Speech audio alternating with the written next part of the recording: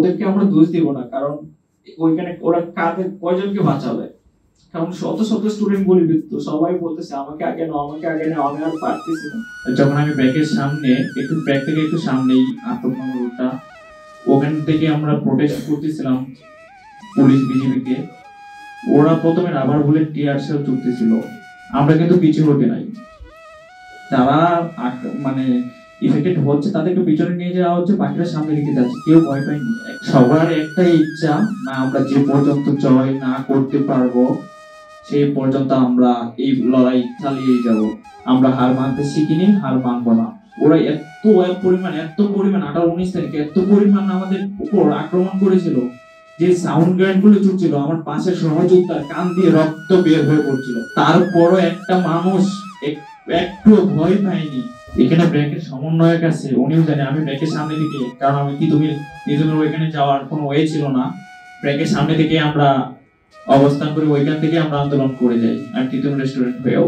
তো 18 তারিখ যখন ওই পুলিশ আমাদের উপর হামলা করে, আমরা ব্রেকের ভিতরে ঢুকে পড়ে গেটটা লক করে দিই, তারপর পুলিশ কিন্তু এই গেটের ভিতর দিয়ে বন্দুক ঢুকিয়ে গুলি করে, সেখানে কিন্তু একদম বাস ড্রাইভার নিহত হয়।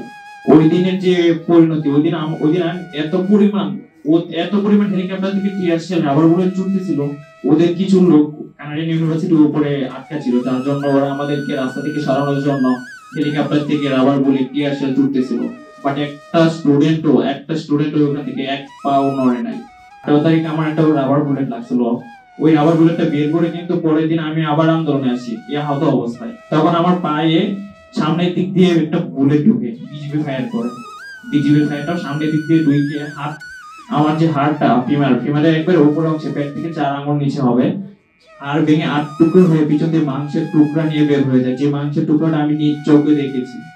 আমরা লাস্টে প্রতিশ্রুতি করেছিলাম যে পর্যন্ত বিজয় না হবে সেই পর্যন্ত আমরা এই মাঠ ছাড়ব না। 19 তারিখ যখন ওইখানে জায়গায় আমার গুলিটা লাগে, আমি ওইখানে পড়ে যাই, এক পা যে জায়গাটা ছিলাম এক পা ওইখান থেকে চুল মরতে পারি না, পাটা একবারে শেষ জায়গায়। ওইখান থেকে আমার সহযোদ্ধা যারা ছিল ওরা ওইখান থেকে ধরে নিয়ে কানাডিয়ান ইউনিভার্সিটির অপোজিট একটা ক্লিনিক, ওখানে নিয়ে ভর্তি করে, কিন্তু আমার অবস্থা এতটা আশঙ্কাজনক ছিল যে ওরা দেখে রাখে না এখানে। তারপর ওরা বলে দ্রুত সম্ভব পঙ্গু হসপিটালে নিয়ে যান। প্রায় 3 ঘন্টা ব্র্যাক ইউনিভার্সিটি থেকে আমার পঙ্গু হসপিটালে আসতে 3 ঘন্টা সময় লাগে, যেদিক দিয়ে যায় সেদিক দিয়ে পুলিশ ফাইট করে। পঙ্গু হসপিটালে আসার পর আমি দেখতে পাই যে ওখানে মানে আমার মতো গুলিবিদ্ধ শত শত স্টুডেন্ট, কিন্তু বুলেটটা বের হয়ে গেছে সেটা আমি জানতাম না। হাড় ভাঙার ব্যথাটাই নেমে ছিল এতটুকু। যত সময় ছিল আমাকে ওইখানে 2 ঘন্টারও ওয়েট করতে হয়, কারণ আমার সামনে এত স্টুডেন্ট ছিল, সিরিয়াল ওয়ারি, এক একজনকে বলিনি, একটা ওটিতে আগে একজন নিত, সেখানে আমি দেখলাম ভিতরে যখন আমাকে ওটিতে ঢোকানো হয় 7 জন, ওইখানে একসাথে একটা ওটি রুমে 7 জনকে ঢোকানো হয়েছে, সবগুলো স্টুডেন্ট গুলিবিদ্ধ। কোনো ইনজেকশন দিয়ে অবশ করে নেবে ওইরকম কোনো কিছু করে না, আমার সেন্স যেটা আছে সেটাই ছিল। এই সেন্স থাকা অবস্থায় আমার হাঁটুর নিচে যে হাড়টা আছে, ওই হাড়টা ছিদ্র করার জন্য যে আপনার ড্রিল মেশিন ইউজ করে, সেই ড্রিল মেশিনটা আমার হাড়ের ভিতর দিয়ে ঢুকে অন্যদিকে বের করে না, ওটা আমারটা টানা দিয়ে রাখবে যাতে দুইটা হাড় যাতে জোড়া না লাগে। আমার সেন্স থাকা অবস্থায় কিন্তু আমার হাড়টা ছিদ্র করা হয়। আমি তাদের কাছে বারবার হাত জোর করে রিকোয়েস্ট করছিলাম, আপনাদের পায়ে ধরে বলছি প্লিজ আমাকে অবশ করেন না, আমি আর সহ্য করতে পারছি না। ওইটা বলে আমাকে ওরা ড্রিল মেশিনটা আমার হাড়ের ভিতর দিয়ে ঢুকিয়ে দেয়, ঢুকিয়ে ওই দিক দিয়ে হাতটা টানা দিয়ে রাখে। ওদেরকে আমরা দোষ দিব না, কারণ ওইখানে ওরা কাদের কয়জনকে বাঁচাবে, কারণ শত শত স্টুডেন্ট গুলিবিদ্ধ, সবাই বলতেছে আমাকে আগে নাও, আমাকে আগে নাও, আমি আর পারতেছি না। আমি নিজেও তখন বলতে পারতেছি না যে আমাকে আগে নাও, আমাকে আগে নাও, কারণ আমার পাশে দেখতেছি সবাই স্টুডেন্ট, সবাই গুলিবিদ্ধ, সবার এত পরিমাণ ব্লিডিং হচ্ছে যে ট্রলিগুলো নিচে ব্লাড পড়ে গেছে, মানে পানির সমুদ্রের মধ্যে যেতে হবে সাঁতার কাটে মানুষ, ব্লিডিং হতে হতে ব্লিডিং দিয়ে তারা সাঁতার কাটতে পারবে এমন অবস্থা হয়ে যাচ্ছিল। তারা হয়তো সিনেমায় দেখেছেন যে যুদ্ধ লাগবে, একজন ফায়ার করতে ওই দল যুদ্ধ করতেছে, একজন মারা যাচ্ছে, ওকে নিয়ে পিছনে যাচ্ছে, বাকিরা সামনে দিকে যাচ্ছে। আমাদের বিষয়টাও সেম ছিল, সেম। একজন মারা যাচ্ছে আমার সামনে, গুলিবিদ্ধ হয়ে মাথায় লাগে, একদিক দিয়ে গুলি ঢুকে অন্যদিক দিয়ে বের হয়ে চলে যায়, ও জায়গায় স্পট ডেথ হয়। তারপরে একটা মানুষ একটা মানুষও ভয় পাইনি, আমরা আমরা সামনের দিকে গেছি, যে আমরা যারা গুলিবিদ্ধ স্টুডেন্ট আছি আমাদেরকে আজকে রাতে গ্রেফতার করা হবে, এই আহত অবস্থায় গ্রেফতার করা হবে। ইভেন আমাদেরকে বলা হয়েছিল যে ক্রস ফায়ার করে মেরে ফেলা হবে স্টুডেন্টকে। যখন আম্মুর সাথে কথা বলি তখন বলে আমি বাসে গেছি, আম্মু আমি ঠিক আছি, আমার কিচ্ছু হয়নি। গুলিবিদ্ধ হওয়ার পরও আমি আম্মুকে নিউজ দিতে মানা করি আমার ফ্রেন্ডকে, তবুও তারা দেয়, কারণ আমার অবস্থা অনেক ক্রিটিক্যাল ছিল, হয়তো মৃত্যু হতে পারত। পেট্রোল দিয়ে শরীরে, আম্মু আর পায়রা ছিল, বাইক দিয়ে আসতেছিল, আম্মুর শরীরে বাইকে পুরো পেট্রোল ঢেলে যে জ্বালিয়ে দিবে।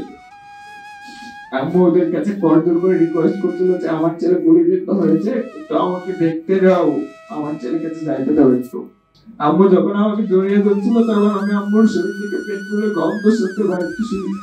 আম্মুর কাছেও খবর আসে যে আমাদেরকে গ্রেফতার করা হবে এই অবস্থায়, যে আমাদের ক্রস ফায়ার করা হবে। তখন আম্মু বলে এই অবস্থায় এখানে তো রাখা যাবে না, এখান থেকে যেভাবে হোক পালাইতে হবে। তারপরও এখান থেকে যেভাবেই হোক আম্মু আমাকে বের করে নেয়। আম্মুকে আমি বারবার বলছিলাম, আম্মু আমার তো অর্ধেক মৃত্যু, আমাকে নিয়ে আর কোথায় যাবা, ওরা মেরে ফেললো, তোমার তারা 3টা ছেলে আছে। ময়মনসিংহ মেডিকেলে নিয়ে যাই, কারণ ওখানে আমার পরিচিত ডাক্তার আছে, আম্মু ভাবছে হয়তো কোনো কিছু হবে না। তারপর ময়মনসিংহ মেডিকেলে যাওয়ার পর দেখা যায় ওখানে দেখে আমাকে বলে এটা কানসুর ইনজুরি, ওকে মামলা দাও। সাথে সাথে পুলিশ কেস দিয়ে দেয় ওরা। পুলিশ কেস দেওয়ার পর ওরা নিয়ে পাঠায়, কিছুই করে না, আমাকে টাচও করে না অনেকে। পরের দিন সকালবেলায় টিভি থেকে লোক আসে আমাকে চেক করে, কোন দিকে বলে লাগছে, কি পড়া ছিল, কোথায় ছিলাম, এই সবকিছু ডকুমেন্ট ওরা নিতে চায়।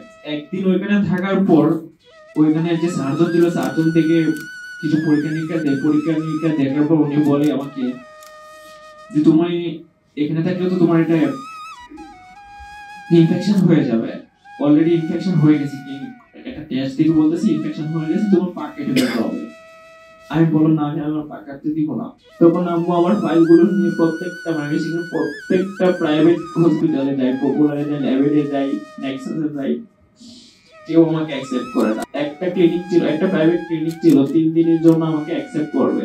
তো আমাকে একটা প্রাইভেটে আমাকে অ্যাকসেপ্ট করে অনেক রিকোয়েস্ট করে, অনেকের মাধ্যমে, যে আমার ইনফেকশন থেকে আমাকে মুক্ত করে দিও। মুক্ত করবে বলতে 4 দিন যে রাখবে এখানে, ইনফেকশন হবে না, এটার জন্য 7 লক্ষ টাকা চাই আমার কাছে।